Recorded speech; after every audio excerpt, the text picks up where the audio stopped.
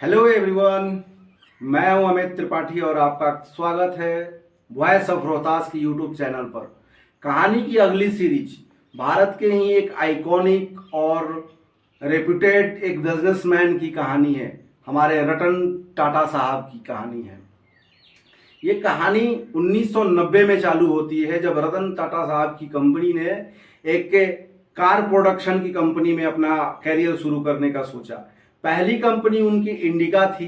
ये कहानी चलते चलते सेल न होने के वजह से उन्होंने कहानी को बंद करने, आई थिंक आप ये कह सकते हैं कि कहानी बंद करने का ये मतलब हुआ कि कार को सेल करने का, कार पूरा डिवीजन को सेल करने का उन्होंने सोचा।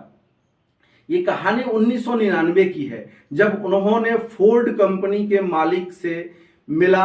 उन्होंने मिलने के बाद 3 घंटे की मीटिंग के बाद उन्हें ये बात समझ में आया और उन्होंने बोला कि failure is the greatest motivation. और उन्होंने अपनी कार नहीं बेचा, कार डिवीजन नहीं बेचा, और उन्होंने बैक टू इंडिया आकर और उन्होंने अपने दोबारा जज्बे के साथ और हार्डवर्क के साथ एक काम फिर से शुरू किया।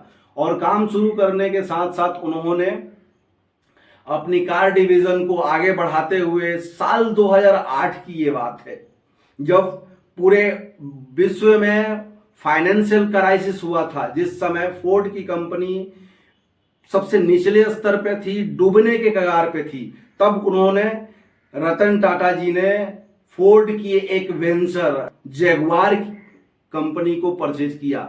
और उस कंपनी को परचेज करने के बिहाफ में जो फोर्ड साहब ने बोला कि ये आप हम पे खरीद कर सबसे बड़ा एहसान कर रहे हैं, ये बात रतन टाटा साहब से कही गई।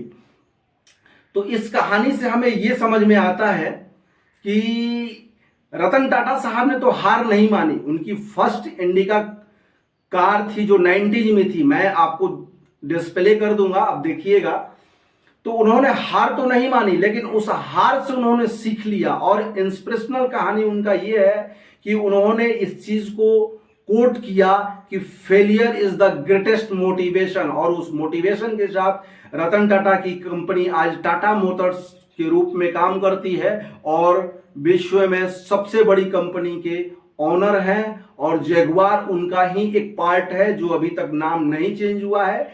शायद किसी को ना पता हो, जैगुआर टाटा सन्स का ही एक वेंचर है। इस कहानी से आपको भी सीखना चाहिए कि परिस्थितियां कोई भी हो, आप उस पे एक 100% ईमानदारी से काम करिए। ईमानदारी के साथ साथ ऑनेस्टी के साथ आपको हार्डवर्क भी करना होगा, और हार्डवर्क के साथ साथ स्मार्ट वर्क भी जरूरी है। और इस कहानी से आपको क्या सीख मिलता है, आप हमें कमेंट बॉक्स में बताइए। हमने तो बहुत कुछ सीखा है और उस पर मैं अमल करता हूं। आप भी अपना ध्यान रखें, खुश रहें, मस्त रहें और स्वस्थ रहें। Thank you.